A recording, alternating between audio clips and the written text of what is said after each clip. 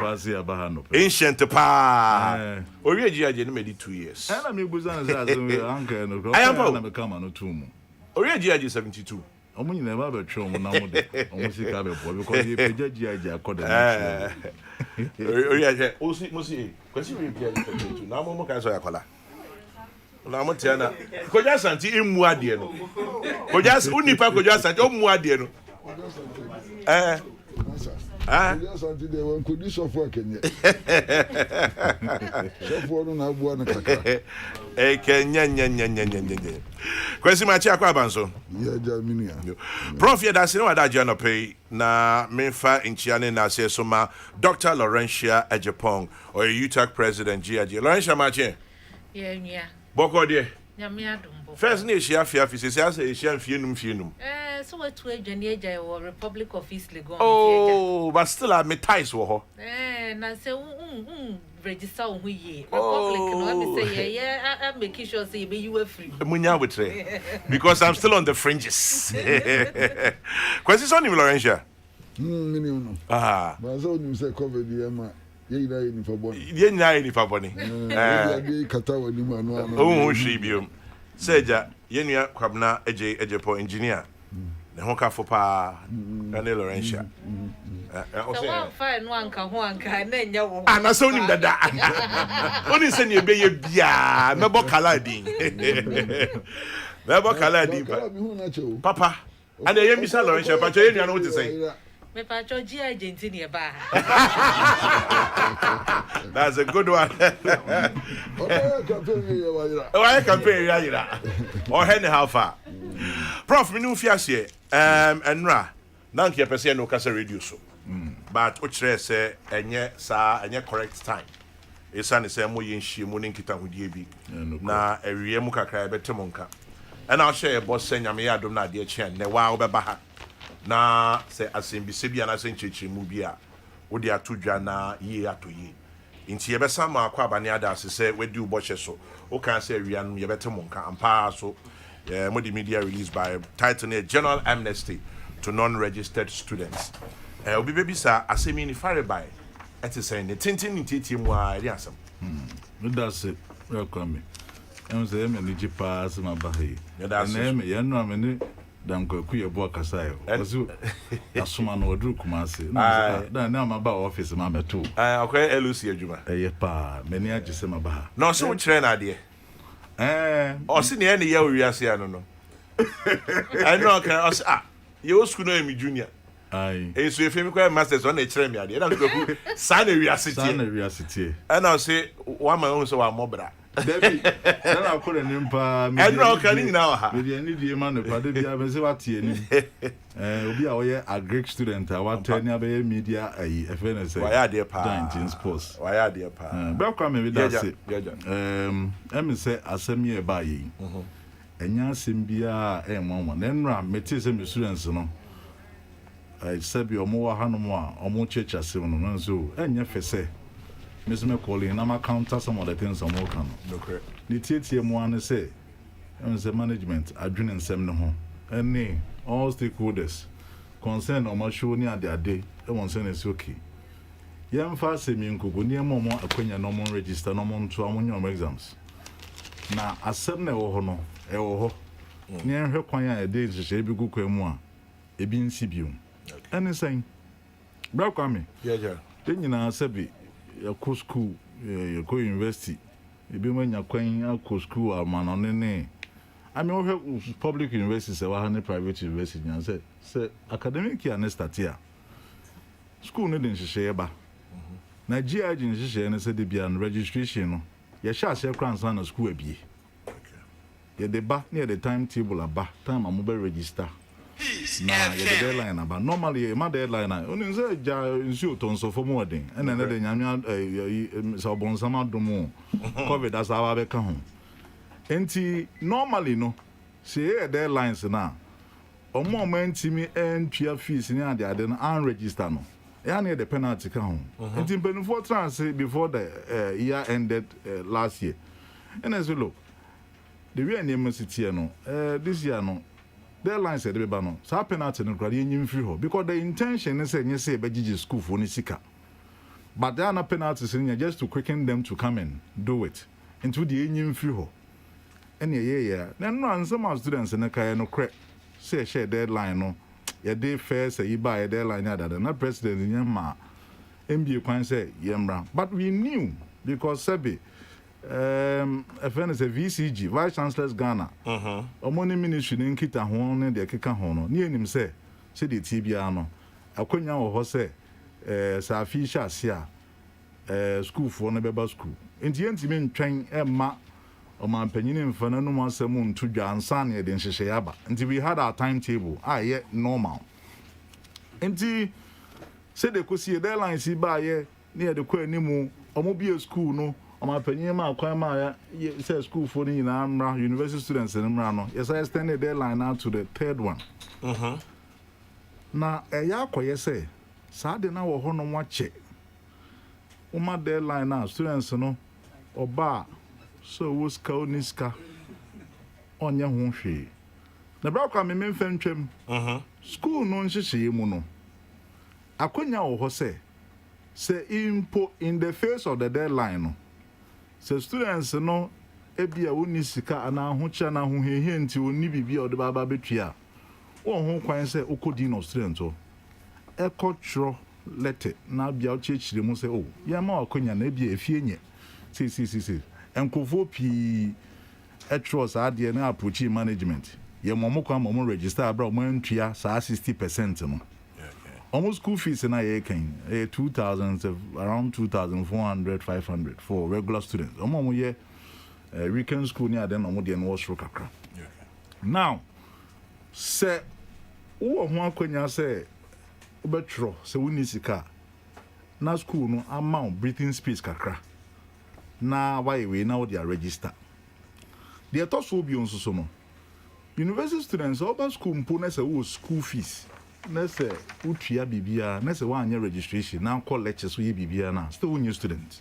And this is secondary school. Yes, as on register. On register. And the registration no aye fapem wa ye dey bibia and what your fees are. School fees doesn't make you a student like this of course secondary school and another primary school. You need and students no money.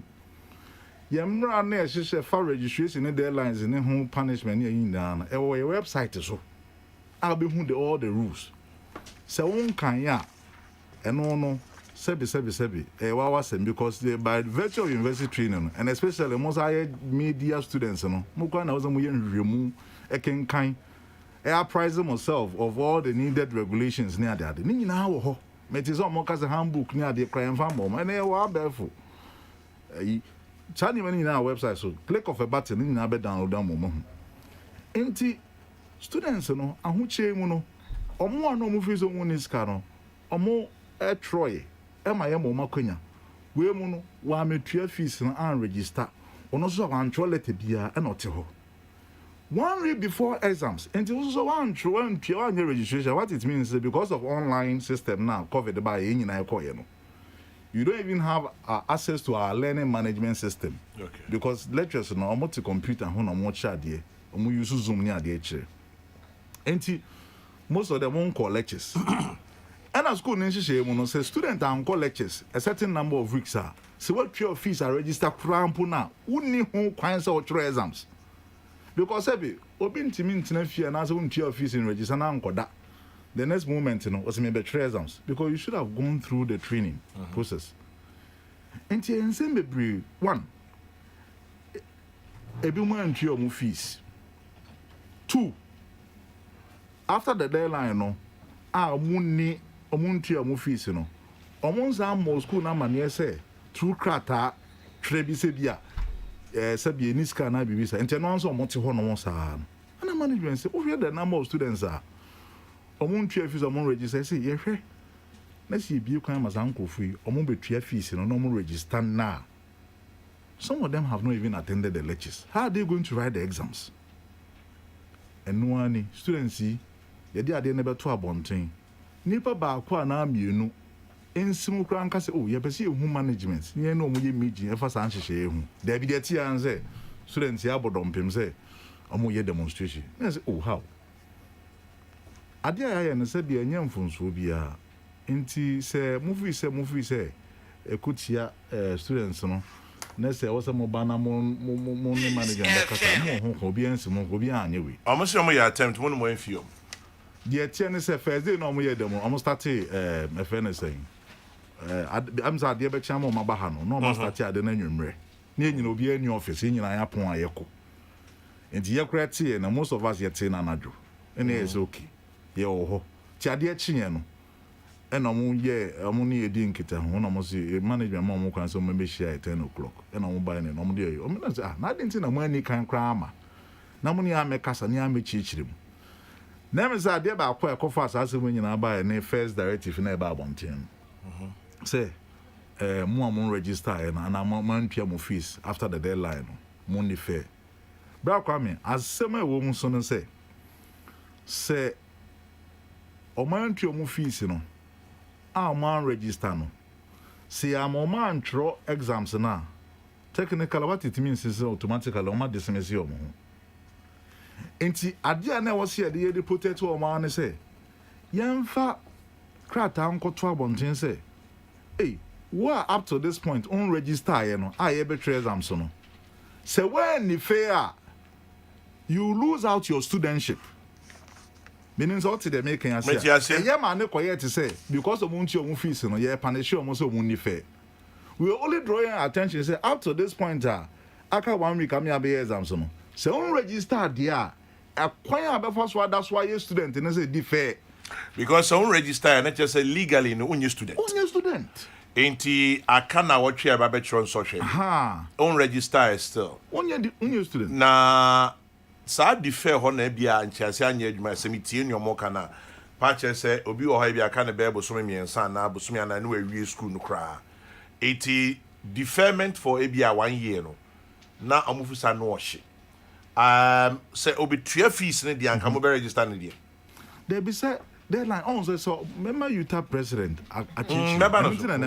because obetua nya sika no nkwa na yepe okay the fact that you didn't register no ema udin ni krata bia mu nduma say on a classroom ho sabe wa ko school wa so wa years and bi because on register udin ni lecture analysis so o script no wa mark here on hu say bi dia kem because on register and do this angle for no register pe na mo makonya ni nyina na that is the problem we are going to face with this amnesty that's where be do ama akọ oba class yen ko an exam script yen ko an assessment a huge work at disruptive bia no what pure ni fees na sabe wa register no see the school na the results were hu I can't see my results me who me report me who we not but it's all because they paid late. And in a school, Bia, Legon, UCC, KUST, near there, there are always deadlines. When you are not making home, if I don't run, near to my and she, come. Prof, me say, baby, Ufia, no, Uchi must say, Uchi school fees to say primary school, secondary school, automatically, no, school. Yeah, you know, you better say, Betiasia. I didn't think I'm a hot year you drew her, you 12 fees away, Mem or say, sign register. Na ade ni process ntia enu timi kam na adenti na otua fees automatically yen fa say wa register cheche mu kaka because university registration on the school for no ho kwanya oba courses na e ho no I had to say menu akọ ayi efense bufi watua na e was so abechire say me level ne course am here no me specialization e was me pick course we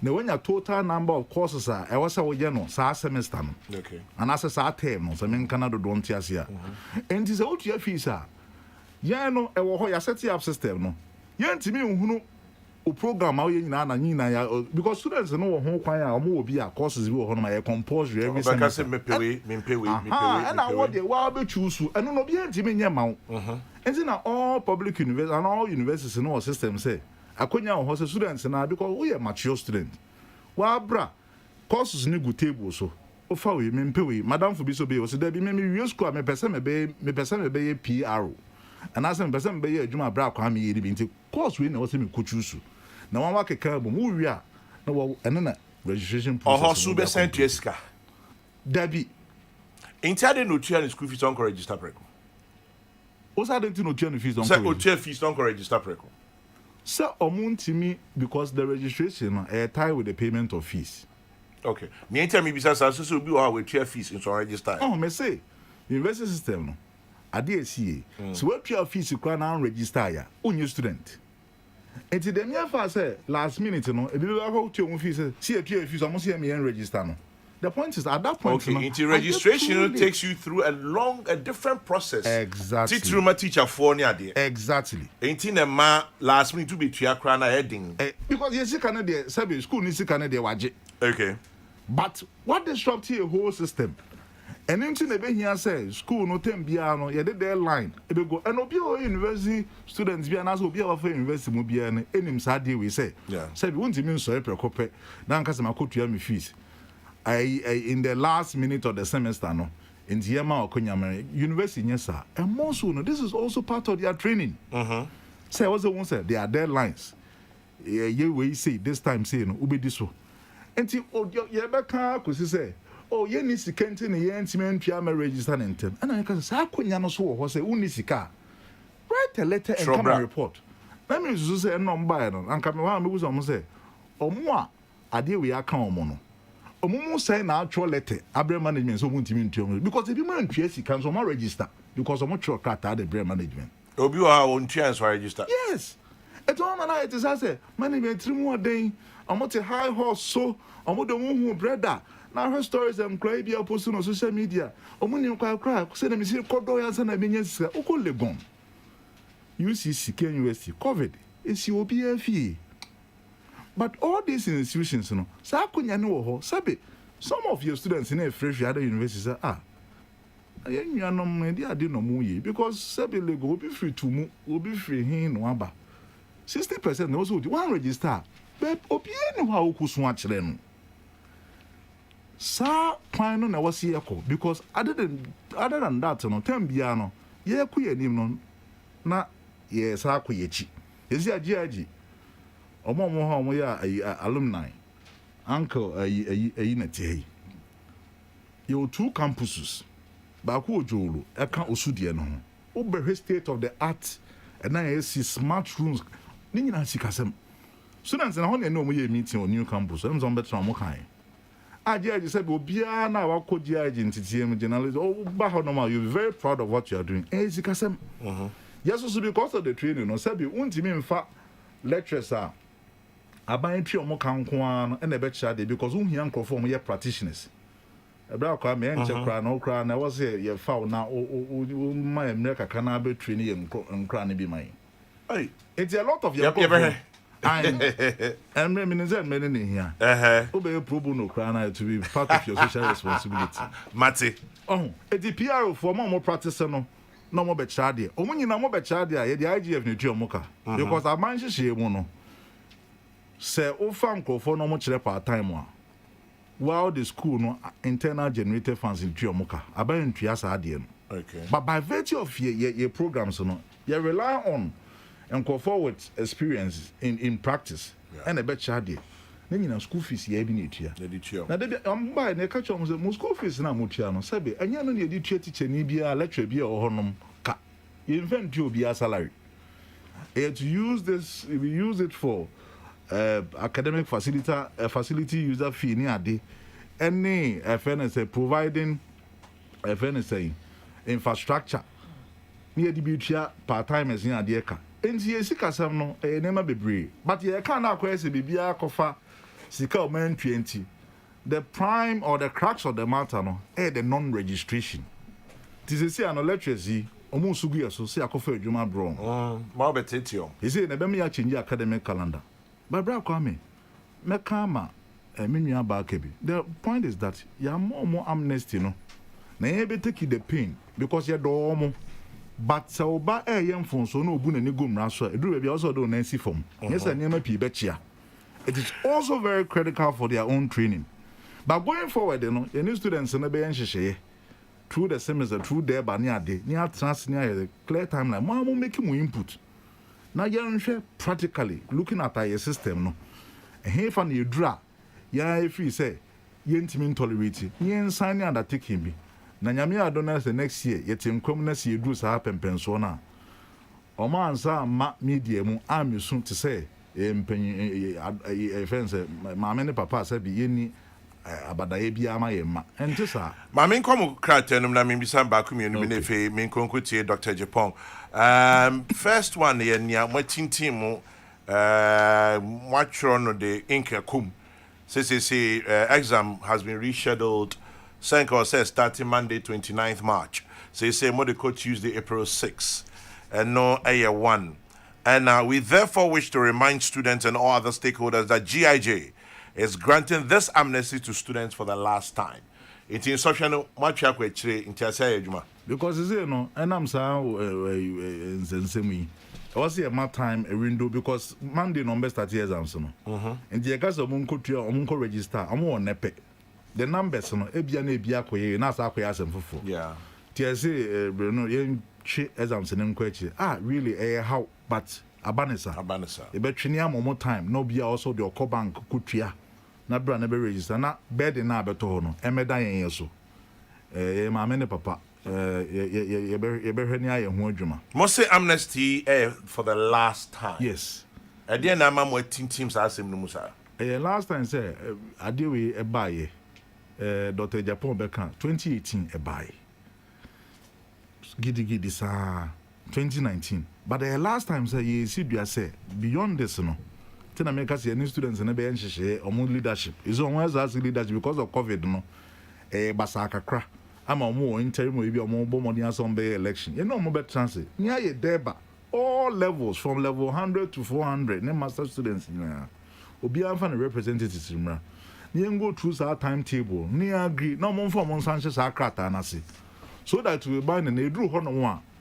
And not there, Sabi, a bad day because Yanyasa, you bet train near Malquetchi. They say, be a university addition drone. And it offends training students to become journalists and all the other related media working. Say, one year ma, most students in the kind of the quality training I'm some of the more mono. A bit too cynic. Na sabi the current management no abo pose ebebo modianse ebetiki GIJ emsem penifo pi afem and abedru we have a responsible crop of media professionals na wasi etimi bo modiane e de nhehye egu kwan mu a ebeye in sync and I say enne de wa buchi ne ba bia media training pay and I say bebro sa in just the leading training media institution in the sub-region, your responsibility say didn't near P big work. And only ye and the current man say a bit left school no feather. And the students are more now media so some to have a quality media practice. I had no coming. Oh yeah, analysis in your manema and so you're economic reporter. You shouldn't just know about journalism. Also what the economics I say, also what the politics I say. That is the kind of trainer you when home odimbi said the students and discipline come home and they will follow their lines. Now abua na school will have a peaceful teaching and learning environment.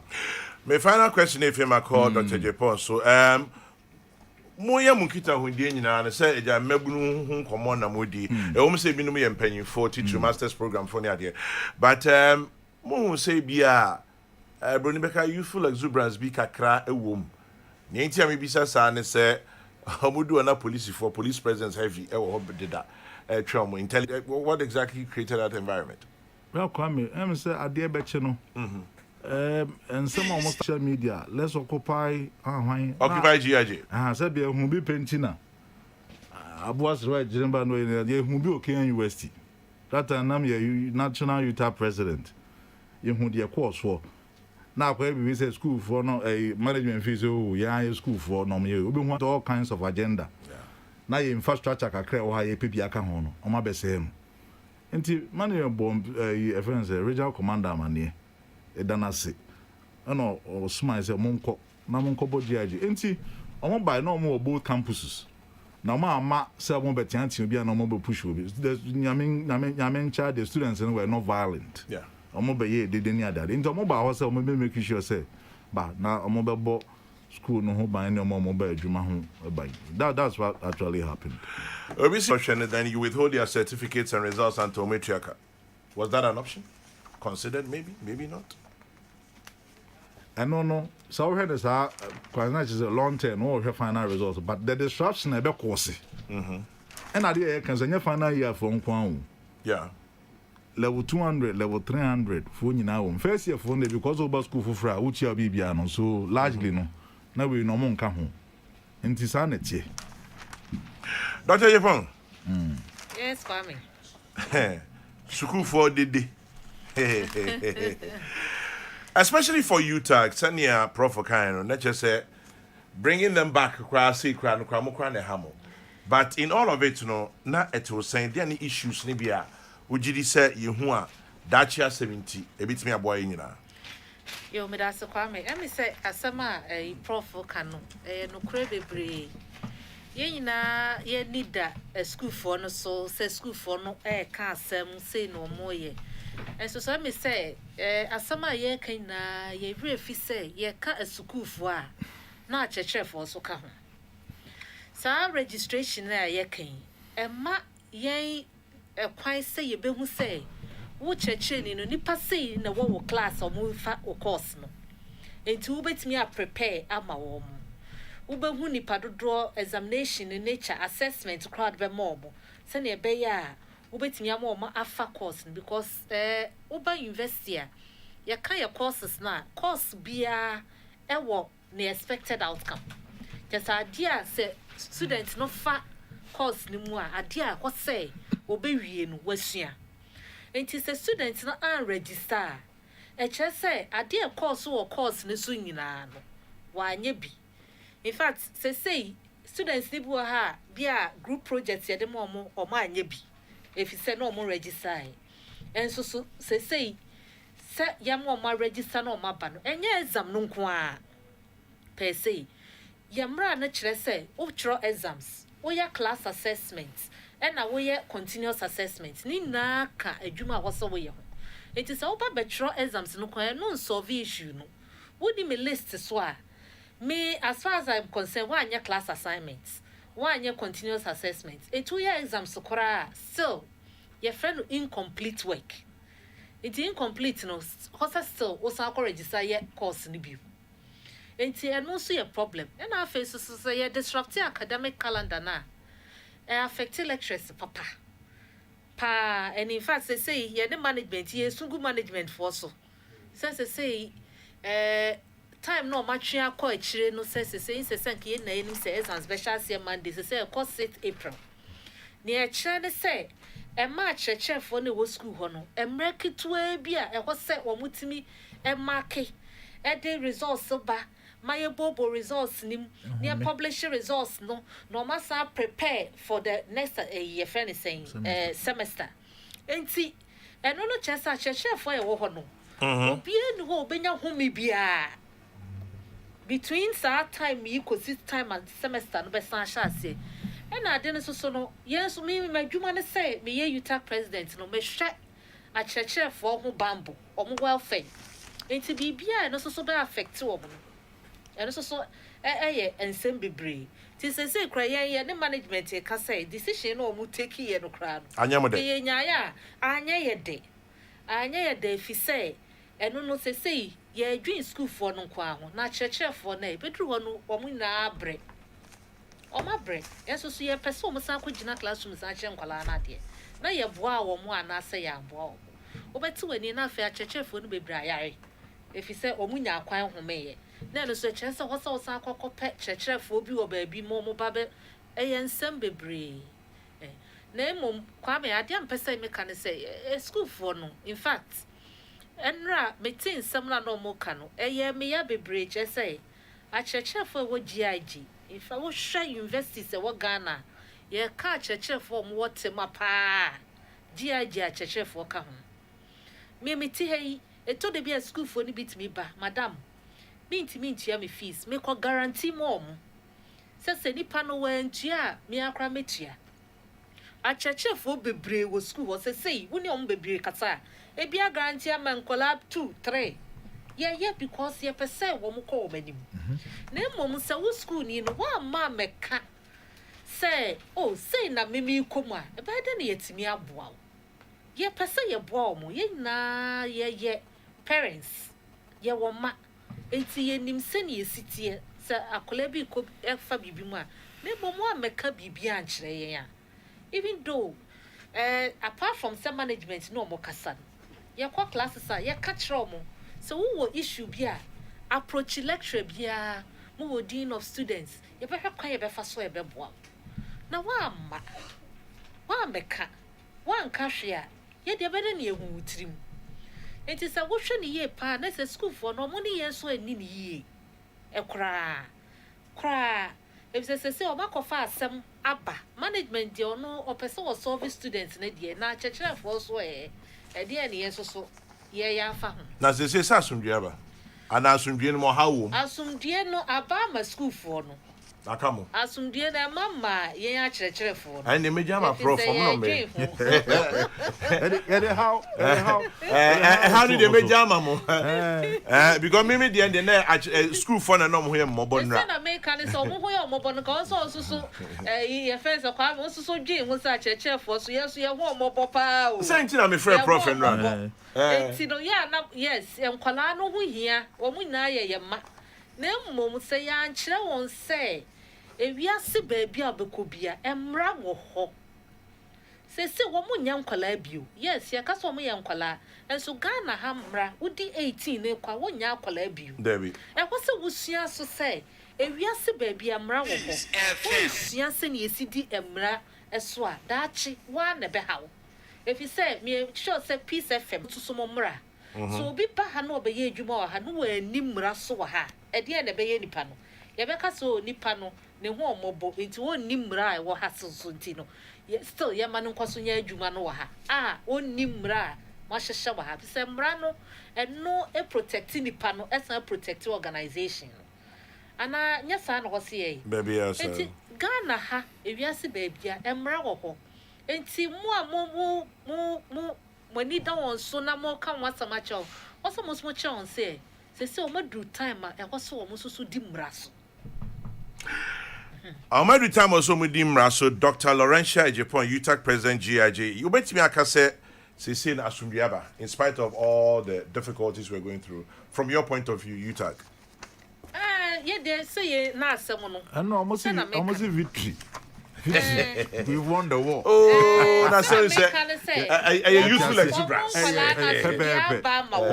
Eti afi na yenso so ye lectures ni yeso ye ba be hwese ye kwa ye be fa so a e won so no wo mo so asumdie be more because also teaching and learning learning kwa now GIJ for students make catch you haven't won the war you may have won a battle but the war continues war need a big the war is that they should follow rules and regulations you may have won one battle but not the war Prof you better say ne inchechemu is there anything else I'll be chat to me da was bra kwa me na afisi so no mama parents I reshimu so mon come to me but so when this kind of ma omama so mbe so make sure so mo betua obu ha se be no agis kana na ta so and so metua so dey 10 ne ho on kran last minute no so GIJ dey e ka 1 week kra na meet my fast akoye bia na menya be 10% to sika no so na yenyina ye moa na yempeja GIJ because we school na say what is ade is school yi enya you will not be proud of it eti ye do obi ase na yenhwe say beboa na nyame adoma next year BBC ensa ma na yemetra na yemeka ho asem next year cry dey ni seba pa eni seba Professor Eric Opoku Mensah, Deputy Rector, Ghana Institute of Journalism, and Dr. Lawrencia Agyepong, UTAC President, Ghana Institute of Journalism, GIJ. Na enra when it's students in Biba and ne I'm paying for school for paying for so aba. Prof ne Dr. Agyepong Adamansi no paying my dad and students no aluta continua Victoria Seta kakaka be Yadamansi peace 1043 18 minutes to 10 in the morning. 12.3. Who to meet target? 10 check quarter to 10. Well, yeah, the time kakra na can be the home komo kakra. Anope me de na sie ni nchia amakwasi prat dada. Wa ba be kan ho. Stephen Amoa aye mrahye bedwani ujina homa nchia so. Steve Machi akwa banso. Yeah, ni boss. Ye hu ache. Me anu ma feel pa. Enso hwe me. But I'm a man, Tino. Oh, Hoppa. Oh, Hoppa. And me here no more. I feel I'm ready. Thomas Wong. Some best study. Menino academic agenda. Enya meeting. As about professor. Charles Osu, Charles Machin. General Mejoso. Boko de. Onyame de men kwa cheme. Anope mu nyina ya da masine daje. Fresh MP sticker. And yes we go PhD ampa. Nyankopon adumu. Oh good. PhD in what? Actuarial science. When you go start here now, Jai. You also your PhD. My own for almost my new financial model for the world. With Trinkwa. I hope you can monetize it and make money. Now I got financial model. I see you Trialka. With Trinkwa, congratulations. That's it. And you say a fraud Dr. Stephen Amwa. Bajani. Hey, progress is good. Let me say about PZ. Okay. Make a Satana Accra Road. That's our Road. I chose Yamina Moswa Pijami. Yeah, then you're grateful. Charles, General. Me issue say hanging out person who fears here. It's an environment to us. Yeah. And I mean himself on there out there. In forest. Lands Minister reviews our Ghanaian Times page 17. Where you meant and Mame de Baye. Mehusura Samuel Abu, Lands and Natural Resources Minister. Udia Ediebiwaha, our boss John Alote, forestry penny for. Government bans permits for mining in forest reserves. Ewejuma, it is saying, who is saying, you know, it is saying Cheche Mukaka. General, the kind, Mamma and I was in it, Opam. Na Enchia, one of our generate here, and I propose what I say. Rather than cook for us on a payment channel. They the former Namana, but to do more dear. Offer my general. Yeah, Peppa. 4 more dear, also say 4 more to do more. But 4 more dear, Ghana for their manner. To do more dear. Offer my yeah, Bejepa. Check Ghana 4 police for you now. Papa. I can't say, I'll call commander, police commander, and operation Michel. General. Yes, sir. And so I say, any quiet. I idea on Yankopon Abama and say, you need it. Now, as I say, on Yamia bonus, we be Mekahu beam. Did you walk at the above buying? The Timania son for so at the boy as all member. And he, I won't papa. They have no tea at the assassin. Yeah. As I said, you free Nipabra Boma in a year. It didn't say, who say a sense I see, and now quite be a how. It's a one said on Sassa Crown to trade you when you're young, team managing Sassino. I made him fast wedding at the Brian. As I said, he did so. Now, and I pay Ura, a Bujinapo, Minister, a branty of Mophidia. Mechana no pay. I bet ye, sir, I have and he and Sassy Nan keep it him home buying. Na, yes, sir, whom 90 mobile for the idea mine. Now, the embassy be said, and Marano is saying, oh, mining, oh, foresting. Kakebia Makai Wahano or say the law does not allow it, but except in exceptional circumstances for mining to take place in the forest reserves, and even with that, there are stringent measures to be observed. We may kind of Ghanaian Times page 17. Sure. The woman is saying, Menoka say, Chirano, or forest reserve man, where mining.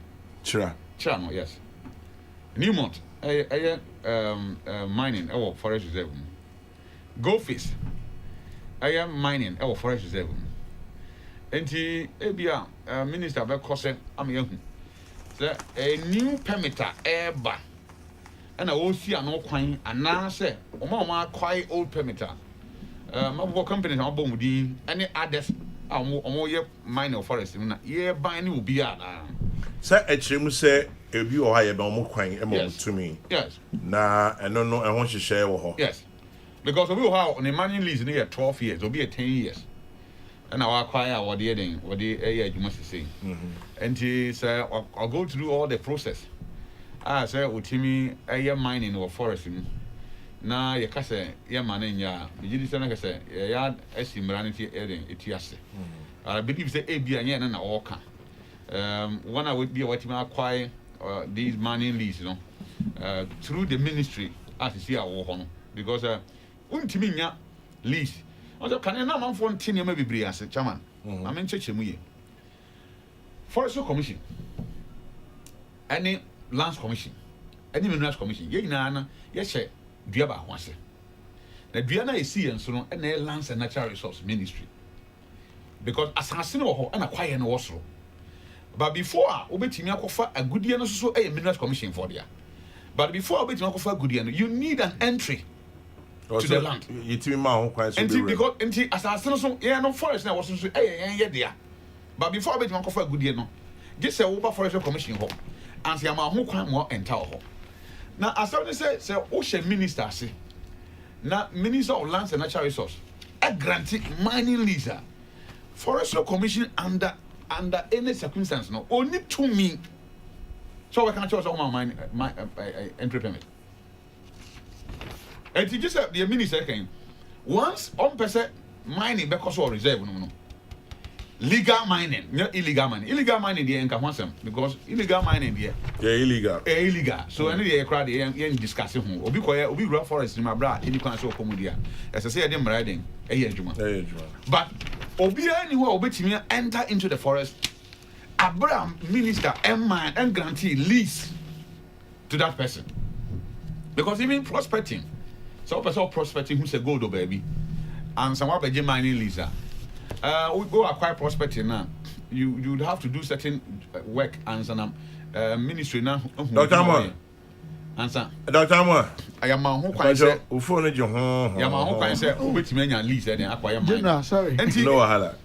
Ni nyina ko ebewie owura ginapo abobo anu. Sir, moving forward na me be me de say wona o ye adwuma no me ti say Ghana Chamber of Mines for is it chief executive or something?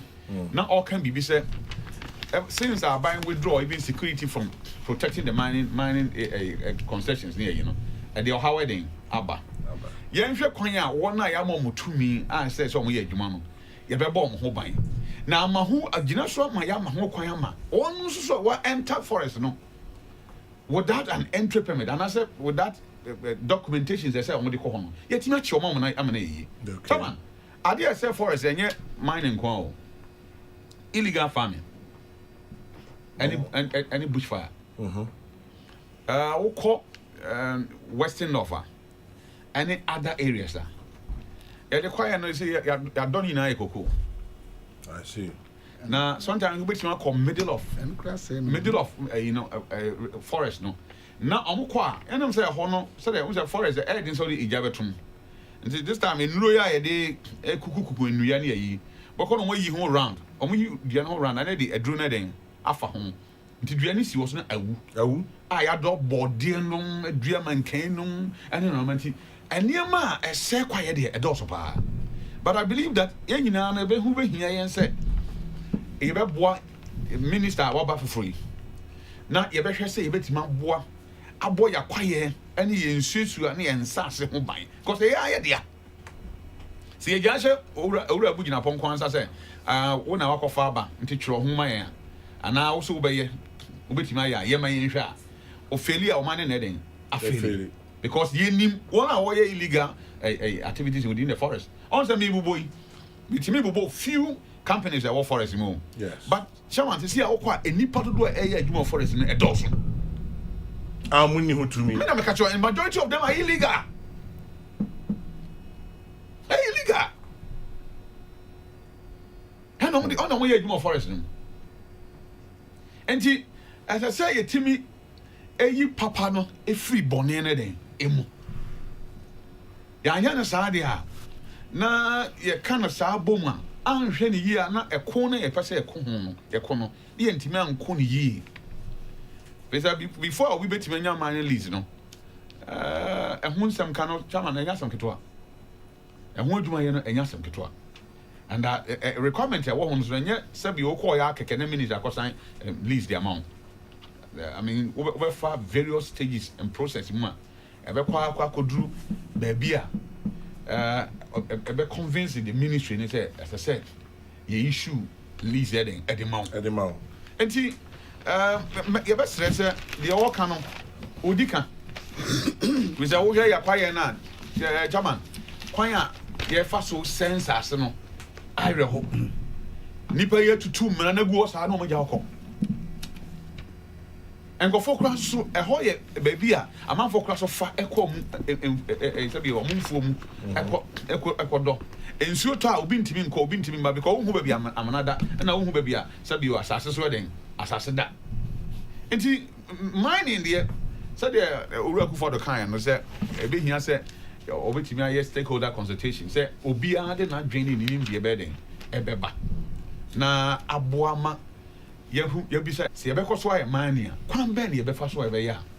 Or my money be young faswa, and for yen this wedding, and from Ryan. Very important. Come on, many Vanguard 4 years, you month almost about 2.5 years. Combating mining on illegal mining, yes, better. Tiana Mitatra, me take of 4 radios, no more and Vanguard 4 no Jessica, and no way 1 year. You don't know what you're talking about. Baby, oh, Chairman. Oh, the car back call. Ube few, baby, I will call Bedu Fee, not the answer. Before I do feel no more sign call back. Oh, the processor machines now, I got say free on. Oh, but Bedu Fee, no, the abation, no more sign call back. Name me say, I must say, how many times than which man call back Sabiano? I any baby for Cosso Crana, Sad Median, a cosso. Maybe fee say all these money areas in baby are a cosso. Who be here, sir, ye and church, any abutre council. Ye beba nananum atiasie.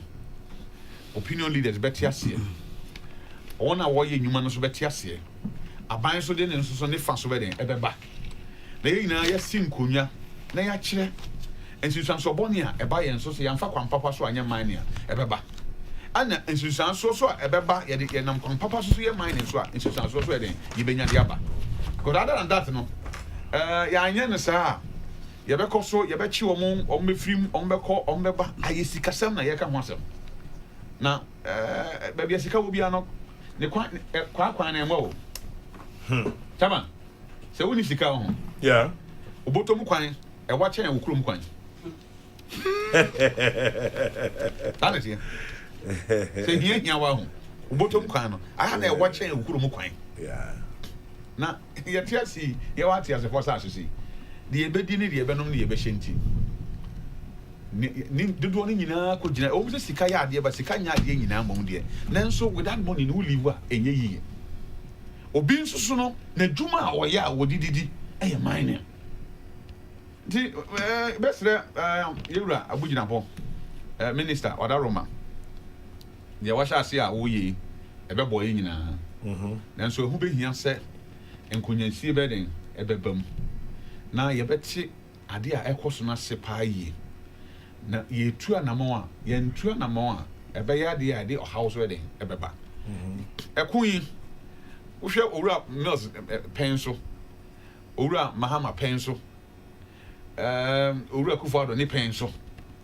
all these illegal mining are combating yes ati enye ne o nti approach you know say yes ebia kwan e fa so ye na nsusu nti e na ama ye so anu a ye ntimi nso anu yi ti ye nhwe kwan e betima fa so sesa ye nsa enso so ahwe se de ye yakoso ye nsa the same results na ye nya ba se ye sesa ye nsa maybe we might even get a different result ebeboa ma enipa e won potem won impesua so na ti ase se mo moto mo na nsa ase no e mo de ya mo moto area ho no and sasene nananom modia god nananom na dia sasene fem aban and aban di bia ye reserves that area ye dua nnua eden from apa eba nnua no so ye twa so a ye nya so mfaso edi sika so den eba ho man mu na mu se ye sen sasene ya sei kwaye no so den aka ho na ye sei kwaye no so a ede be na ebeboa ma enchima so ho den enhu atom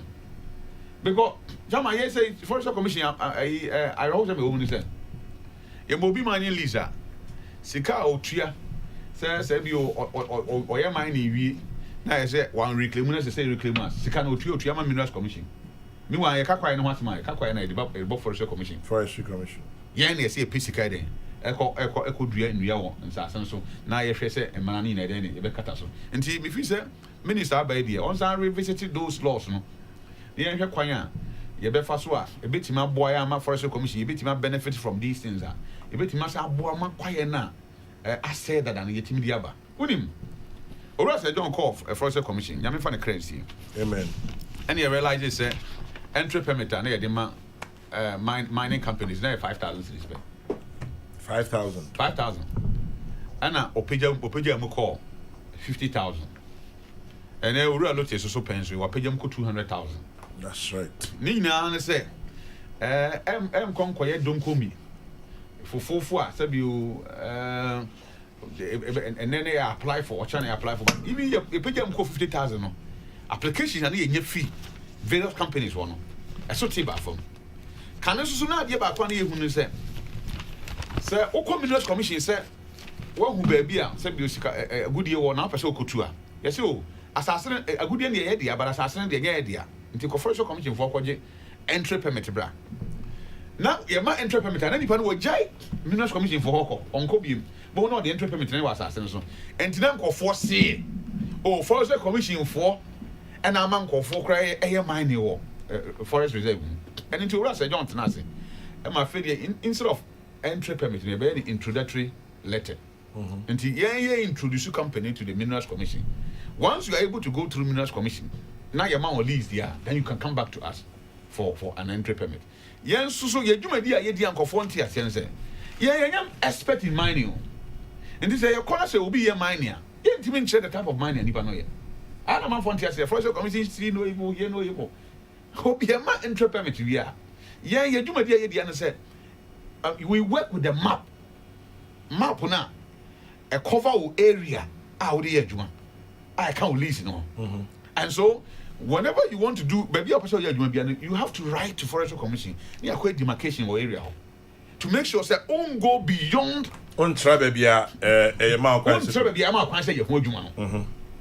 but as I said the method of mining there forestry commission you doing mining so we are not expecting mining and see we here say sir juma dia ye di na so minister tiemia say yeah for more task force now I believe that EPA aka ho bi minerals commission for ka ho bi forestry commission for ka ho bi ye nyina ye betima ko benkro mu ba bi wa baka koduru no bi say oh me wo lease ana me wo entry permit from the forestry commission nya ne so nko anso na nipa nya unya wetima den amo akwakoye mining.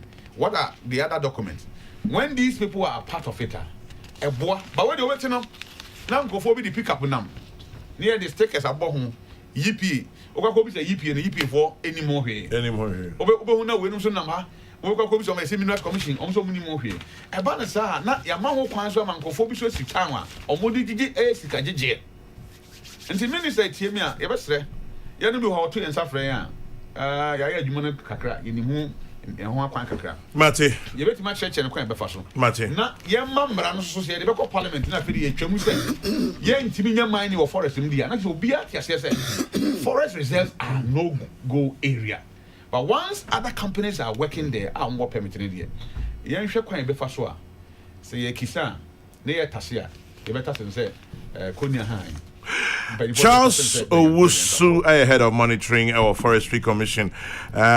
Story I'm hearing about Lands and Natural Resources Minister Samuel Abujinapo inti namdiku pie ohona eja onna nejuma no oncheche mkaka kwaku ba kusimen kancho say precision. The land may have been vested in the chiefs and people of the area in some instances. However, the minerals buried in the land belong to the republic or the state. He says he agrees with you on precision. Shouting out to you, Stonash in Canada. Good morning, Stonash. You're a regular listener, even in Canada. Yeah, that's Yanopay. Thanks for listening and catching up with us, Stonash. Have a beautiful weekend. And happy birthday to Mr. Divine, a.k.a. Bone, and Mr. Nathaniel Jonah, a.k.a. Bongo. It's from the Tom to all of you. Sticker, any comments on forestry? I didn't know if you name yo anopa general mechia ye TFO nyina ye joso you enhia so adehia nyame nam wo muso a metimi call ma hye badwom say eba forestry ho nneɛma ne mining na my expertise Andrew Charles owura ni munyamfo aka nsɛm ni bebree ntime de kakra meka wo ho ne sɛ yenwe the pros and cons as a country say forest ne da ho ehia man because you sane say one of the ways are insuo timito forest ne do so relieve rainfall na man insuo to insuo so de yankwa and a fairly extreme sea and in nya binom e ma no ba ye koso ne ade enti forest de ehia pa forest no so wo ho no yesa so hia say ye bedi ya kan niema say forestry pa me nua kan de ba misi so ebiem aye kuyayo ninka se kuyayo nyo ba forestry de said number 1 kuyayo ya kan settlement na urbanization ya da abrochire no mukika sa cause urbanization they have forest in sheda no so bia but forest papa na ya kan wasem aye kuyayo ena ade so ba ene se abrofo ba ene ma read history bi colonial masters time no betwa sa forestry na gold wo mu no ade to ho omuhui to mu twa line nyina Ghana ha nyina ba bi e beka sa ha forest reserve no about 99% gold wo ho ti abrofo de na wo mu no e wo maganda e dem so bi o mu protect dia inim but the same time no can we get an alternative general you nya gold no na forest no so be wo ho. There should be a way out. Because yet we were here other ya kakra. We here wo abibi mem. Nyame decide nyame ni nyina ma say ye bedi so. Me kai emra Nyankopon ka kire Abraham abanoma ne ba no say wo mon kodo ne kwanyem no. Ade nyame kan ba ko me re mfida. O say ma oma oni haw. Na apart from say na sebe dore te say epoano anwea no. Ordinary a good deal was assassinacy, the pressures of the land. But I'll reveal to you the hidden pressures of the land. Nanyameno, I'm for gold in army, go saying, walk out, Abby. Yamfanya be near any dinners, young queen. To me, the mestre said there should be a way out, and a minister, as me Bonabasso, said all getting it wrong or right. He has started showing energies or call rounds where yes, a chance at the preparedness and the readiness is there. But Charles can be trying and develop a strategy by your favorite strategy by ideas, because you have 3 strategic lenses: by ideas, by evaluative technique, and then by experience. Say Obenya stakeholders view. Now I go into most of the decision making. No formulating and near ma. I thought that decision will be taken, Papa, but stakeholders need involve. The implementation also a problem kakra. Okay. And so far as he's working so hard, Obi who said Honorable Abujinapo is working so hard, na near break energies in we starting on cause sa na message say unrally stakeholders with him. Now on no. Now yen try say as a continent or as a country. In fact, already afforestation the whole world. Okay, sir, their friend of Food and Agriculture Organization now. Nigeria is number 1 the whole world. Afforestation. So we must say forest. Quiet. Nigeria is number 1. Don't announce your mining asem to deal with oil no near the inti adia no sabi I say we jagu ha ohia do.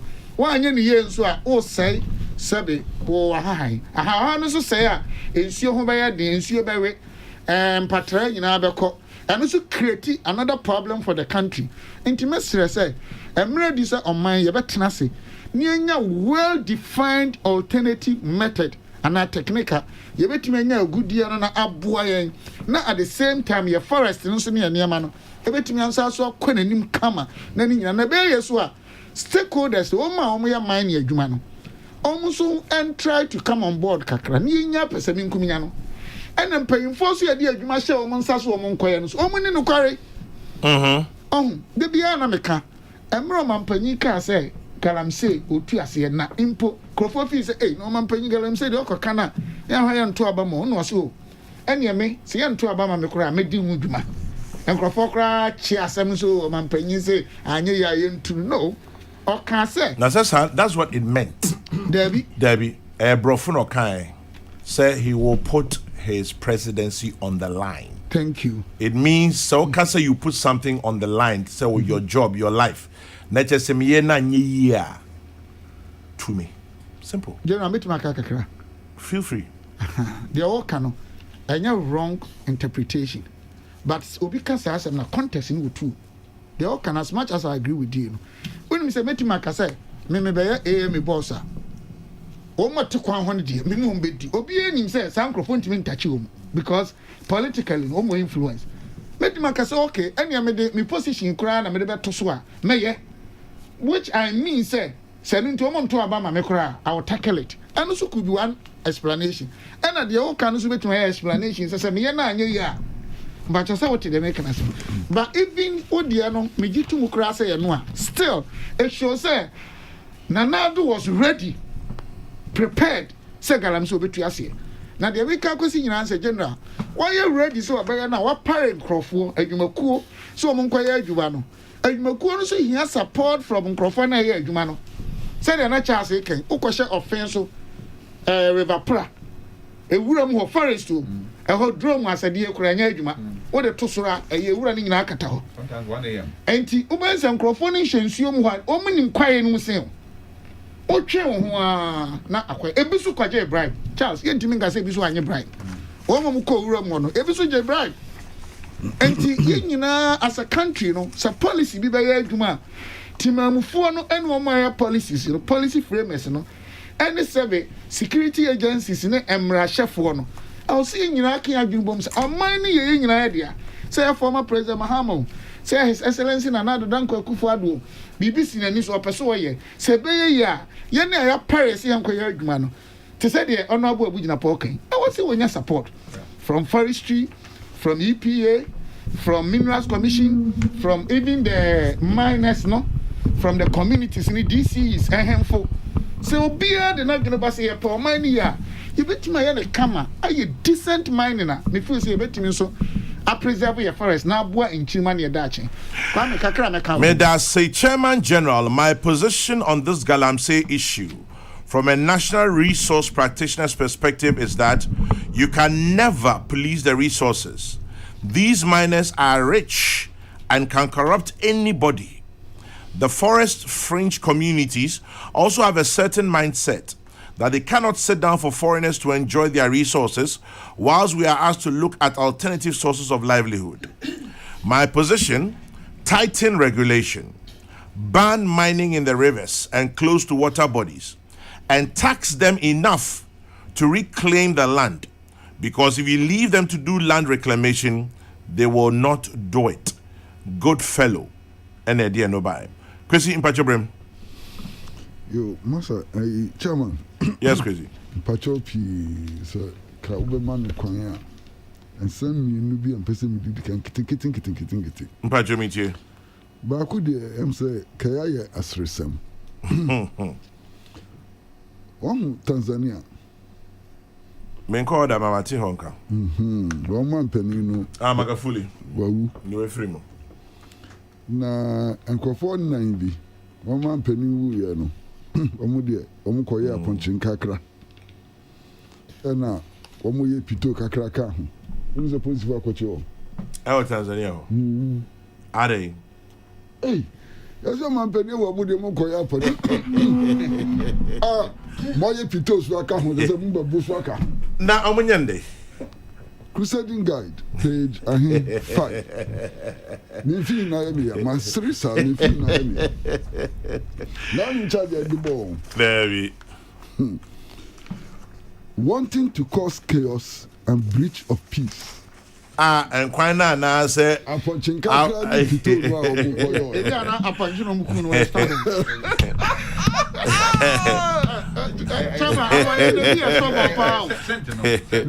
But crazy, almost say they have been held for mocking Magufuli's death. Daddy, oh, Aponchin kakra na mocking no, Aponchin kakra ni local beer. Can you Africa?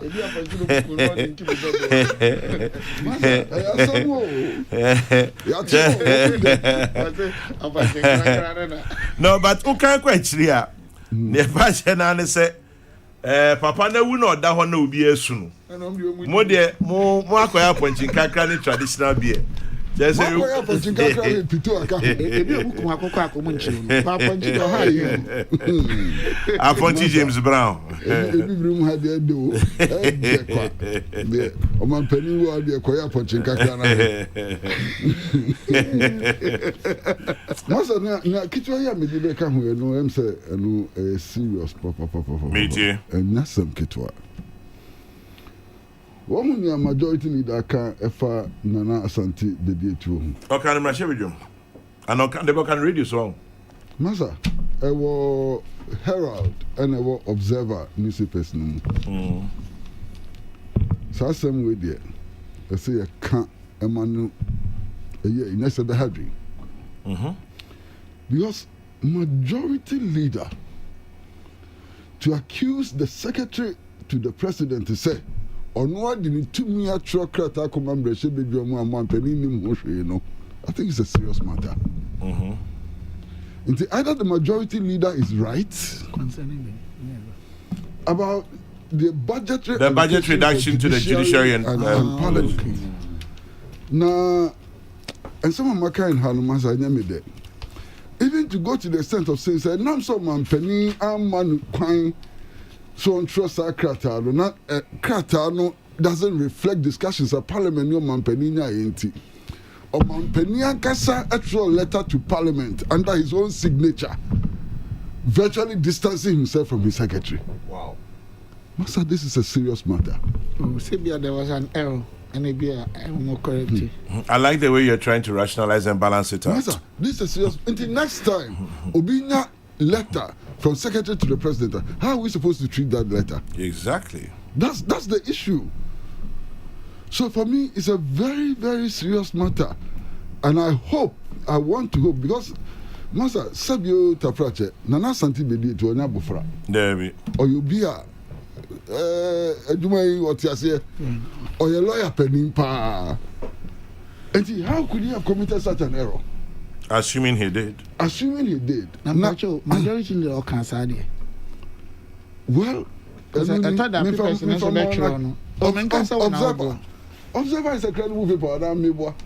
Oh, okay, sir. You understand? Now, Emma assembly who to the extent to say, who be paying? A bit much sure letter appointing chief executives. I the other chairs of my penny no she. And to why no Flagstaff house or why? Omu pen omu to me and omu pen. It's a very serious matter. Men come and in question. I just wanted to mention it briefly.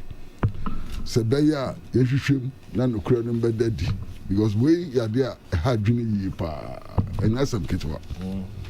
We can't brush this matter aside. I say shemu. Opani asema mu dia tip just say kan ni. Mini anu di kan wakasa. Ni no je etinye je bia wasasam. Na American say a minister for now called lands and natural resources no. Kwame. Yes. Oya Oba. Me fancy me new kuma. Oya Oba. Oya Oba. Yeah, Peace FM for another for no a starting old house new na. Even the chassis. Okay. No chassis no na em say no a raw kakra. You see about much for you pa. Kwame, we need me dey chini we ho anyi. They be said ja me no na I was in his corner. Enti ye na empire ni ebo. So be na dwuma yie. Yeah. Na wadi nkunim. Because so ye na dwuma yie na so di nkunim a ebi be kai yinara. Ye ne namfo no mu yinara. Ebi be kai yinara. Enti empire ni ebo man so nye na dwuma yie. Now, some of the honoso, and that's some kitwa. Massa, and fear no I know man penny share a bo if a galam say home. The ayatino, and that's some papa. There be galam say that's so cost. Chinese if we a muho, omu bundia, Charles Ampa. Oh, yes. Not saying, oh, yes. Oh, yes. Omu bundia.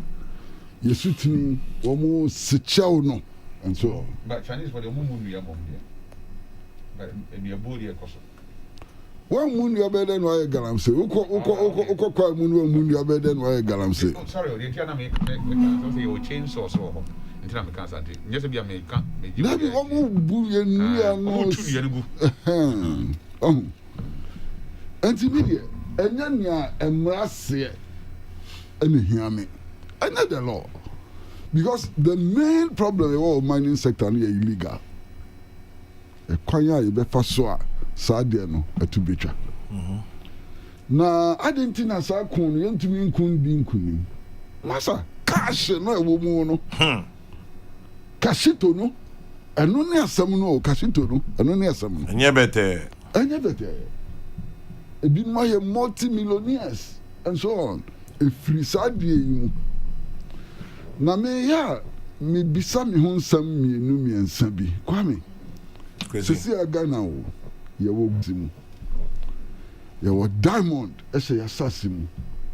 Ye wo sutini ahodo e wo ye memu ha. Hwenu ma ye wo. Na sisi ye wo sa nyoma ohia. Ye wo ohia fita. Sa nyoma yi na utu a eno anu no obi nsam enfifiri biem. Ante se bode na utwa asa fifiri biem. Utwa that's the end. Renewable natural resource. Enti ye tukwa no ni dabia ye tukwa no ni 50 years time na se sam. Must I share your life by saying Kwame. And no na some di bisa wo. Ye tukwa dabia ye tukwa adeso nte se bode na asa fifiri biem. Enti ye tukwa na se sam. And na kra wo ho no kra so hia ye wo mu. Na ye tukwa na se sam. Ye sitna mu be ye saying that anu na ame. Na se ye tu akoso keke wo. Ye tanyoma de say biodiversity. Ayi ahabanya etumi de sayare ne ye say no. Ye tukwa ye sutini no a yɛde nyan enam ni ahwe no eno so yɛ sɛ no yɛtu kɔ no yɛsutiri so a eno no so yɛbɛnum bi ɛde bi adware ɛde bi ayɛ nneɛma a ɛbɛma ɔman no ɛtintim no yɛsɛ eno so aka ho. That is my worry. Ne nyinara biodiversity ne nyinara adwuma ɛda ne so nyɛ adwuma ketewa kwan. And don't have people anymore. I say, I'm so called Bono regional. Say, how baby, Charlie, on share ni sapo munsu ye pa because the Juma ye dear man no nyɛ market wa. There we. And yen ye en ninkunimo a enum guase no bi be ka nipa bebre ti esra no adwuma no so. Mother, gold ni diamond some near there. Say be kan dey sorry free them. E kra na ya bre Kwame. Crazy. Yase beka yen sorry freedom ha. Show je ni eko enekura gold na bu yeso yase ball ga tanda wokwa. Udi sofi bo for mo na gold oba. Kwa gonte. Sana meti so mo kame hu ye mo. Yase udi sofi no bo ha na gold na unity. Anupo na ohia adusa yese. Na yebetuma ne besa. Hey. You bet too money best 50 years time, 100 days. Nana no more. Nana no nyawo. Nana no. Yo, see here. Yeah, canopy. You be just see here. Alabraka. Charles, I know it's your finance minister. General, Metieno. And that's your sure bet to any comments too? Na yankora and sorry so. I can't make a crave. You need to consider there are more questions than answers. The more I ask, the less I know. Yeah. General. Yes. And maintenance programming na metiti bi kakra. Na benefo so obi esu a osu na niwa. Me ade ba kwa me pese vetting committee bi a ye koye ni me so mo ye ne se. Me ntini me bi ase. Ye bisa question a. Enipa ni yi ano a. Ano yi no yenye ntum se ene ano yi. Nanso ye ni contrary answer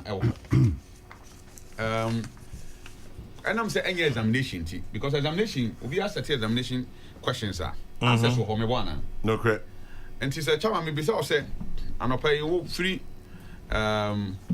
sprinters eba offer friends tete kwashi now so one far cram more I say me evidence to show say me will picture chest of far cram more to me I'm a bit worried kakra say question you be say we are na nchiremu ode beba no so no ye ka say nye nchiremu na nye nchiremu no oso okay ne say wo fi say bibi fufuro ha mekwa kwa hwe na mekwa na say me hu a na me aba menti ase sa say either say the obia bebisa committee nipa wo so no bia bebisa no ye be tro akwa akoma nipa kro a oba no say provide these answers if we do obia on the question we bisa obisa na bia the answer na ba wo so say wo so wo answer wo hoda baako a make an say aban yi ko parliament ko sere say oboso ko Bank of Ghana koje sika ade boa bo man hin wan which yenim say aban ko sere 10 billion no de yatete me hu document ni bi a kire say aban ko je in excess of about 22 billion ye bisa finance minister no also pay on only records awo ni di wonim no 10 billion now the American say nka can say 10 billion na aye wo enim say enye 10 billion no na ka provide the answer I mean answers I say the wo Canada enye no correct but you can no so can you cannot or can dia na ka say dey na you be kwako nya free and other questions buy e bo obetime yi anu awie wo tie kire a obetime certify with the answers or the buy depending on baby ogina but they do ogina so obetime ka say oh okay as what kind the man tia see yi na embom no yen sheda nya say okay as what kind ye me na mbisa question me bisa bibi fa crusading guide ho but the all kind one kind ye but me feel say answers I wo ho a wo say odi mamini and these are the true certified copy na ka onye ho chinge because na so utwatro ha any can say ye ma kwan akoso mo man no but nyo no so nko mo ba bi wo ho so me ko na mesa ba na ma finish committee no with answers am can say me mfa mu bisa me ho asem because na minim say bia mo bisa me ABCD nti me feel say going forward no I say ye he kwan e be fa so a nipa na wo ba be train ni ma me bisa no questions no asem bia ye be bisa ne bia no ne de obeka bia no e say etimi prove no whether right or wrong just say enquire chairman because as I tie no sa sikai ho asemi we've been told maybe see me hu ye me need document bia kire sa I've heard it sir they have take sika no in excess of about 22 billion near tier Marasu, I mean, who could say parliament now? Who could more than that? You should have come back to parliament. And the parliament will to me. So, on someone, I can say, Governor Bank of Ghana. Now, I finish with all this information. Whether or not it is true, say, 22 billion or 10 billion. Obi the bakwaba now fatwa sukeke or the bowdiano or the tertiary. Or say, why can't the vetting committee make some of the questions that require data as part of the responses available to the nominees ahead of time? That will eliminate the routine excuse of I don't have the data here. Yes, Chairman, they hear me kasipa. As for say all can say taxes and all there.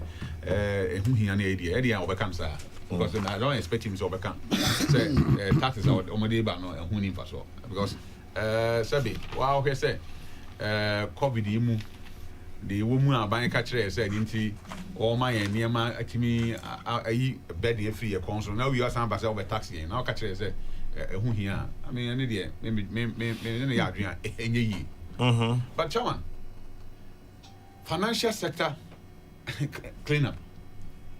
I had here when you power. Yeah. Maintain maybe as or my more, maintain CSR. Sir, I buy and say, or buy and who say, banks be any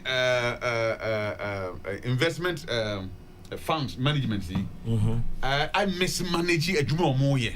Now I'm sure nkɔfo sika bɛyira na de ɔhaw bɛba enti wo ye na wayi papa ewom ama bɔne na kosi nkyɛn yɛn sika o yeah abaya kofa taxpayers money na de bɛyɛ wo wie wo se ye metua ho to yɛse banks ntua to a nipa na wo man me tua to no ɛnyɛ obi a or if you tax the banks they will pass on to us yeah enti no the profit are also all making out of that now tax no na profit will be making hands so me so no be making profit no we are wakotua ho kanti e the burden beba na eno no be discouraging for so no sika be kwato bank because you 5 cedi we transaction 5 cedi na say na you got 10 cedi na there be about transaction be 10 cedi nipa no dream ho abaka so kenyan man fam sika credit and fan to fee but beyond that no chairman if it is true say nkofo yi mismanage banks yi any investment funds here companies are who do mismanage sika no and are buying a rescue yen to make sure say yen sika no enyira dia why are they working free is it not just say no question my boni ana say so my boni dia because obi a ono afa busunya japade akokoton anomu fa bi nkokot meba mom and the aban kokot e pacho utie mu yi a aban e di bi kokot exactly ama court no e ye ho adwuma in the same breath no ebi mu so assign e di aban court ama the latest one so akako pie mrahye bedwam unetia asama nkofo bisansa aden na work court nara ya fa wan court na yi me obi a issue nko yes say dey obi court en for obi court obi so do aban court asem we mo bo ni oni bi for ya ni kama for now no 42 days 42 days yeah say the kind election petition once we are talking about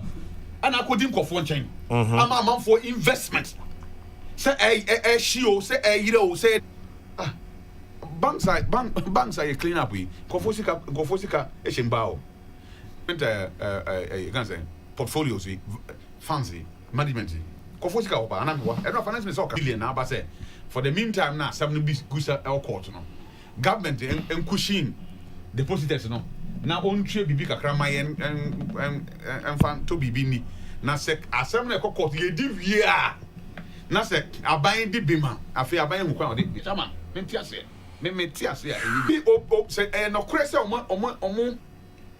omo mismanage ade na ye dey cancel no since 2018 November say October banking cleanup no buy since November 28 they are working free obiana ana why dey open ebinum kura tima sanya kokoduro emmom dey aban mom court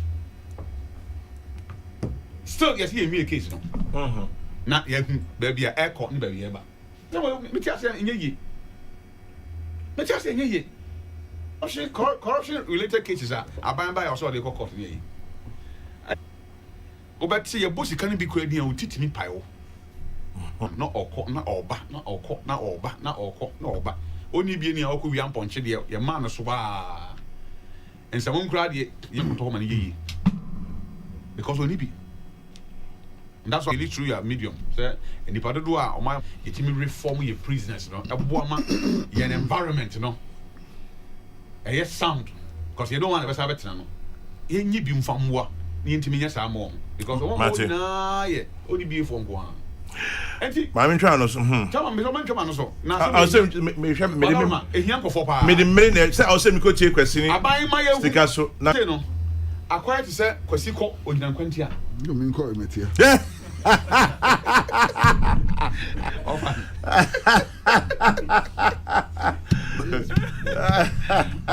Chanko oginan kwanti a na ofa kwasi de otia say ti akasa bebo ofa odaroma yeah I mean you sika akwa kodi ho no ye hu de ekọ ye be sere the attorney general ATM a millions of people who are saying yeka Charles Maminasi ye be kwan ye be fa so a say sika sem we ye be ka ho sem na sika kusie say sa ho che ba ye be nya mawre titi ho no so Kwajo Ahodo in Scarborough, UK says we always focus on mining as the main cause of destruction to our forest.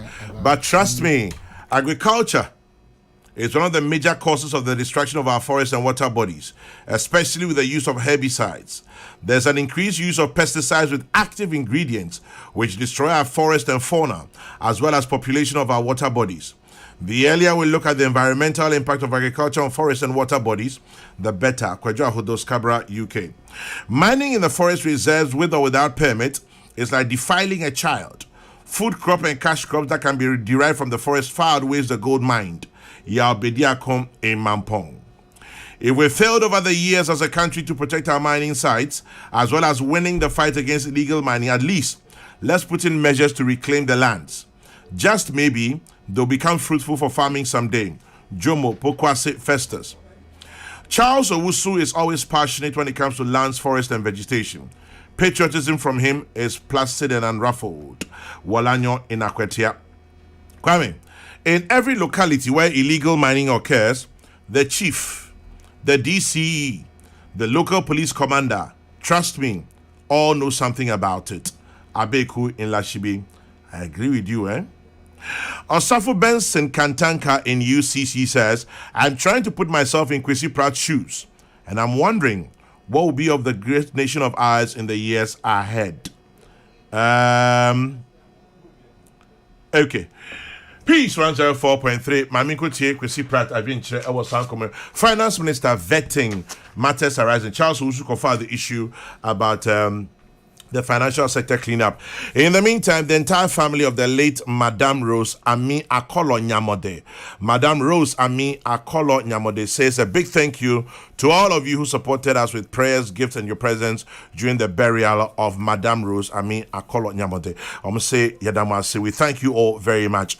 And our dear daughter, Pearl Ajuabuatema Akon Riafe, of New Mission Academy. Yesterday you were 9. The good Lord richly bless you. Pearl Ajua Boatima Akuriafi from your parents, Mr. and Mrs. Samson K. Nyameche. And if I'm in Kumasi, let me shout out to you, Mr. Benson Odro in Kumasi. Have a great day. Kwesi, oh, Master Kwame. Yes, sir. I'm not a miss we are turning betting, Kakra.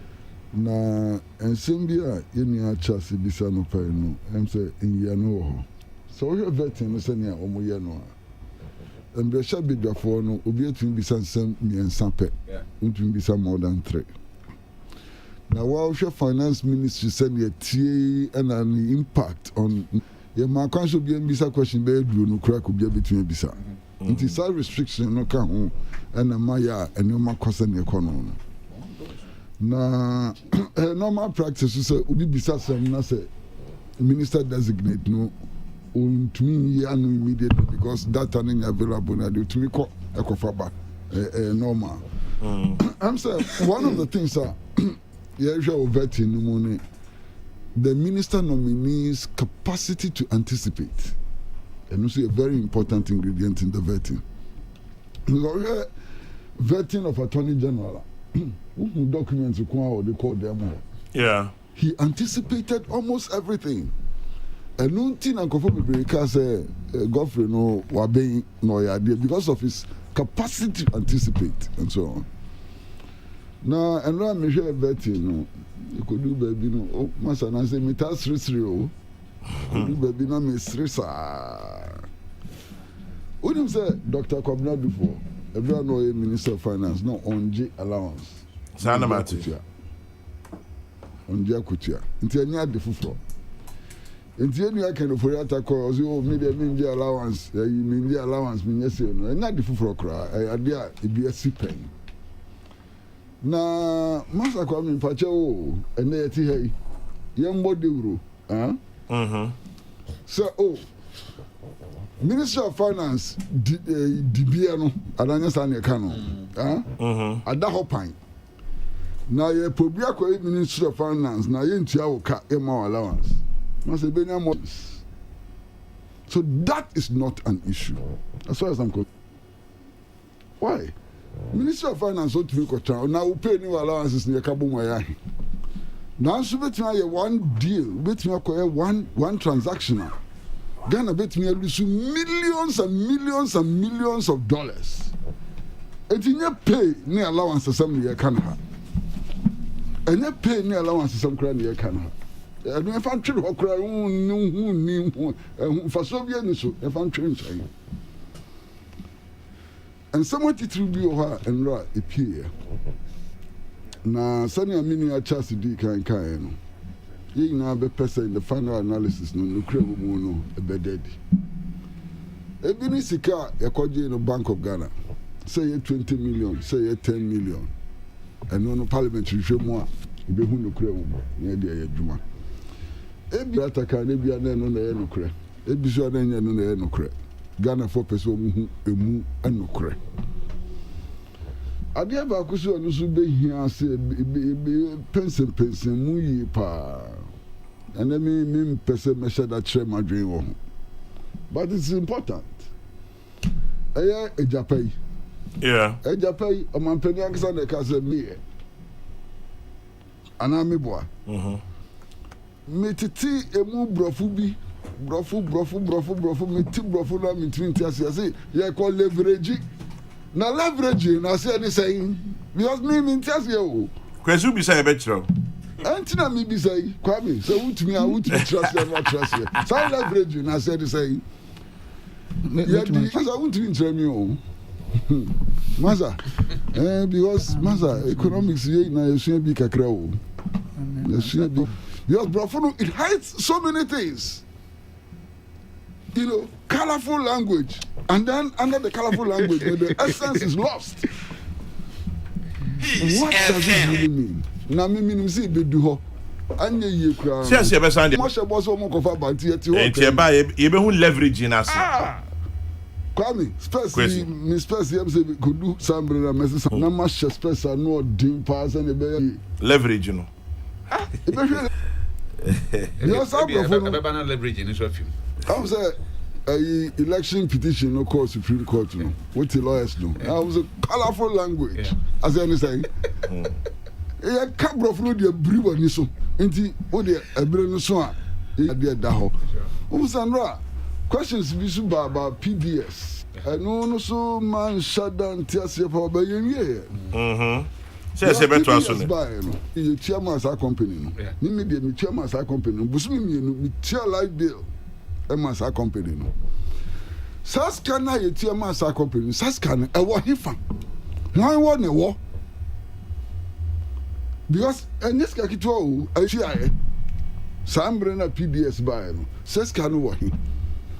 So you try agreement to say you try agreement to man obi odide like this Saturday on fan kwa na say enu on be bun kunta na ye kakra wa na ebu ye train say ye train na akure du na kan na say mo every be ba na interview na akure du bi say oh say ye train into ye train no kro bi e o be bia no kro be pie na de aduma kwa men kama masem wa masem tietietia na wie Me da sequence.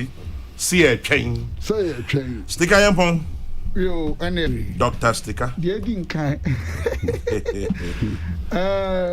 Now finance. Yeah, my way feel na any no brain and something and now me finance committee because of the budget no. Now me nya full of the whole exercise. Me nya accepts a chill cram kotra hobi. Na se enkese me market honorable Kenufriata nye because me MPP ni or ya dear pa visa and even health conditions no na say ye ni anum kasa ne Ghana fo nyina na ye ya picture ne se obey finance minister na adwuma wa ye areas hia ye de edi nkan o se ye nyina ye hwe se ye pese ye very holistic analysis obey finance minister na adwuma so ani anase enso ani e bia nye bibia akra no obenya no correct do nya the correct any do nya the correct no mine no et sen ne odi kan yo se hwe me boso kakre ban san na movie on obrain for primary macro indicators ya ka pa na so ya adwuma titu kase no any management of state budget say at least omo ya nhehye ni wi a sika we ko ha wi bia ye obrain for statutory ya eka ye sebe emra hye and a discretionary so timi we hyehyɛ no ahyehyɛ ni ye no ye betima ye sa de na ade na obeto ye. You can never appraise his performance without the reference point and as a trend analysis. Obeji or man, say January 2017. primary key macro primary indicators and so dear man who say on mine na wie ye nye ana ye no ebi sabe obroni frebi insi ho ene de on mine mu your equity financing near what debt financing say yakobobosia ene nipa bebre didiga on mine mu ya ho den bebre ho aban kra de bobosia na ya ho mu nchemu aduonu numa chireponum 25.5%. Very huge. Aban de no enne me no kase obetuma nya bi 14%. Mo betuma fair bankers se me boa. Empempenso anema bo okosoro na ne nam em say 14.5%, say 15.4%. Nansem okra de nam single digit even now crown is hovering around single digit and 10% there around. A lending rate so be kobobosia na over 30%. Chama me my consultancy for investment consult for a long time and our companies be bra. One of it is a mention or client din. Ni nyina niama abeba fom bebre. Men ka say Ghana heaven. And pempenso ani ye man nyini sika semu GDP. It was around 3.4 3.7. But for COVID no, na average we were running around 7%. Ya kasi ya kwa no so a. Obie no obeka say ono obeka ofura to nya ade. Obie no obetimi aka. Because the figures are there. Idea me pay of finance ni mathematics ni idea say. No numbers kasa. Se bi a won tiase dia won tiase and obi o 6 was 9. It your honey dear. Menka say why be perfect. But esusu dia no kire say wa bon homode. Na chairman, ye ma bibi say tax ni so. Idea ye na ham wa mabra bo mu say oman mu. Obi o ha dia bi o ha sabi on tiase. Still a person of force it say Charles I can't mind asemi. So when church mu kire ne me dia. Utimi so tiase ase me. And I should accept. And chase me ntimi nka bi and am ntimi emu say bibi. Sa na basic asem hye mesre Ghana fo yenya abotre kakra. Oman bia no to say sabi chama wutwe wo empuntunwuma si wani so a obeye. O family, o person ya dan, o ebi kura dia we other businesses so people don't even know. Afi so now person odi sika eji dwuma. Either so obebo bosia. Ana ade ubotom sika. Ana obi beche wo bibi. Ana on nkrofo di sika bebo maye. On my dear no, nso ye ne nso. The only difference on mind dey nyina dia. Nti ani nyina wo mbi. Ya budget no. Revenue arm no yaka no. Ti edi nkan e tax abeje. The etoso bosia bebo. Ni etoso bi a royalties ne grants and others. And also manage the obroni fair fiscal consolidation at levels. Say sika oje any sika odi ye onwuma no. Oma ensonsia no enye bebrema ankofa eka bebrema da so. Eno kan bi ni enuanu NDC for compare policy credibility free IMF funds so bekaya. MPP NDC hwan obi aba this issue of SE bobosia do de ni ade na wo ho. But ye hwed de unnecessary eka no. Ni ye hwed de odi sika no so beye. And yet me akasa da bi ade a wo ye sabe ne kwa no ano.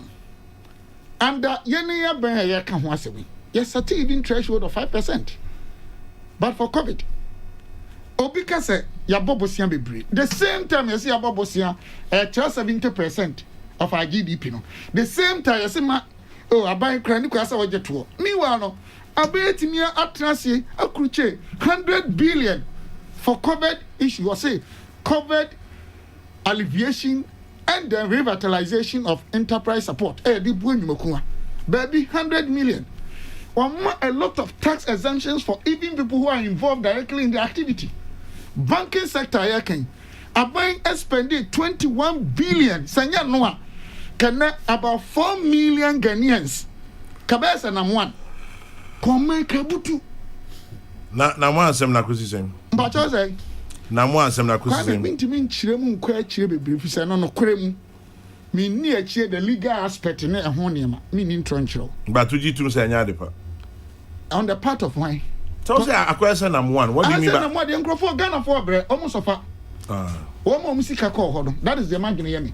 But I know say a futuo chairman e the man Ghana for no so bi. Ya say hwihwima de akosoro. Mi saka teke no. Na kumasi asirefere bi pira. E di nkrofo nya am obi kun no ho e wo kumasi abonten so. Amakom obi committee suicide. And so yente ye ho for da. Yes, Bosia ya boys who are honey. Obi perfume from the for one city budget 1 billion or the call. A cabana I ask them. But I know you're even an outlier. The American about banking sector and ya Ghana 2017 na capitalization of banking industry. And as of 2019 and 2020 difference 140%. I just say even banking sector today no they are doing so much well. And then he also took the leadership of His Excellency Nana Danko Akufo-Addo to Sabe Finance Ministry. Kinofrata play major role. It is a cansam na. I will say a transit near Timmy who said a quiet way so. Yene MPP for a friend said you adopted expansion fiscal policies and create the taxes kese. And this is social democrat. Oh no, taxes kese. But and chance my any taxes under Nana Danko Akufo-Addo His Excellency through Kenofriata, the minister. Omu taxes maku the omu year test 15 taxes. So back here, na banking sector 17.5. Pharmaceuticals, drugs and as a product, young producing Ghana. Mubaka real estate, some back here. Even Kaya, is animating na or how about my you have short-term needs. You need to make sure that you work on, you adjust your fiscal levels within the level that you can also manage your debt levels. And the decision you are taking, you are free of BS%. For alternative, Obiantimin farmer. Woman proposal for expansion fiscal policies. And because its ramifications and our consequences will feel it after 2 years. And your holiday, your car, your more abino, abaso. Banking sector, metiasia, abiding Crawford agent court is here. Obibeka Sada and the Bijana court, more different issues. Every year borders on capital adequacy. Homesick Sabno, not bank, no man basa, egu. I'm is directed, Bia and Crawford Sika that was Sika Kobe Bonnie. Every year certification. Ebia, dream council, Omdi Sabi, abiding character, Omdia banking. And all these things are being worked on within the context of the legal framework. It makes Ghana for say yenya abutre pioneer making sure say about when she share papa na all year and that can offer no. Minka say all is well with us. COVID-19 we are seeing now. Say your GDP crowd will go down by over 3%.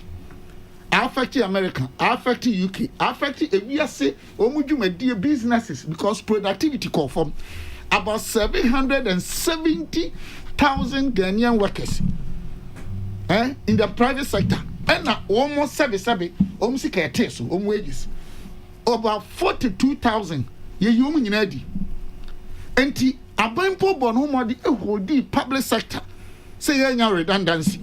And all that we are saying is that and yes, our baby in a pet and our person will get tax. Now you 2 year pension, your electricity. Pro-poor policies, kind and cash, leap, education, health, your infrastructure requirements. These are inevitable projects. Obviously, production economy. His Excellency, His Excellency Dr. Mahmoud Bawumia. As more can and tax. Your taxation policy, we expand your production base. Tax that's what he was talking about. About finance minister issue about the only part I support and some can say and Kabeya inform me documents here. So there will be a man could be an assembly on credit and Okaka say hey wachiano one castle I will say hey. So the Nippon no prepare say information on this. Me a Japan so far me can't the entire document. But me who anything against the law. I think, sir, they even pass an act in Parliament. Well, they say it will come back. And to me, feel say ever back, any information that was creating any controversy, say their stakeholders in Tinyamasia. Because if you are adding value, that is the definition of the language you are talking about. In its simplest form, no? Or otherwise, you are just adding value to your royalties and make sure so you get something in it to help the country. anything so wrong about, but I thought that. And my pon, so who anything wrong about it? My pon. And my pon. Question my pon.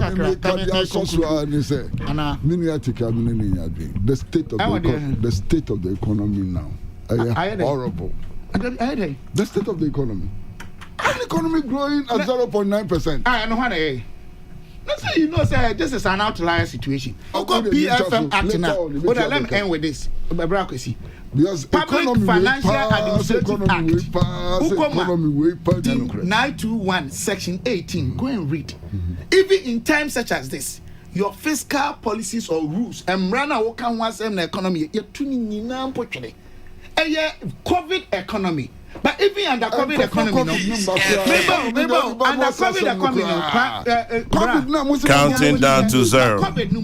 Economic figures in the cry in 2016.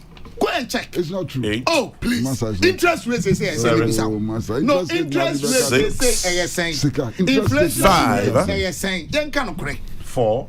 2016 they introduced 3, 10 taxes. 2, 1, 0. East FM 104.3. Unauthorized. Thanking Charles Owusu, thanking Kwesi Pratt, thanking Dr. Steve Amoa. Most importantly, thanking you for listening. 1 week down, many more weeks to go, God willing.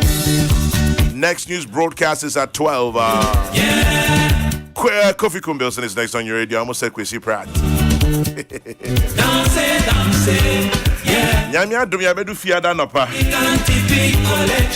Dedicating this song to you, Mr. Sam Ieboa of Cycle, or is it Sickle? To my big sister BB Bismarck, I dedicate this song to you as well. And to all of you who remember this song, one of my all-time favorites from the late Sam Fan Thomas, African TP Collection.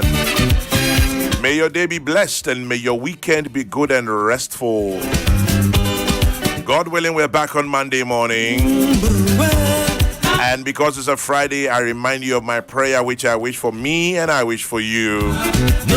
In the book of Numbers, in the Bible, Numbers 6:24-26, where it says very simply, the Lord bless you and keep you. The Lord make his face to shine upon you and be gracious unto you. The Lord lift up his countenance upon you and give you peace. As we Presbyterians who say, Asumbe in count. Remember to keep your dreams and hopes alive. It's all you have.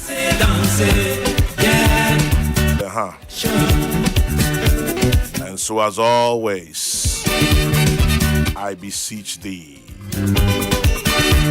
when you stop to say a prayer, remember to say one for me too.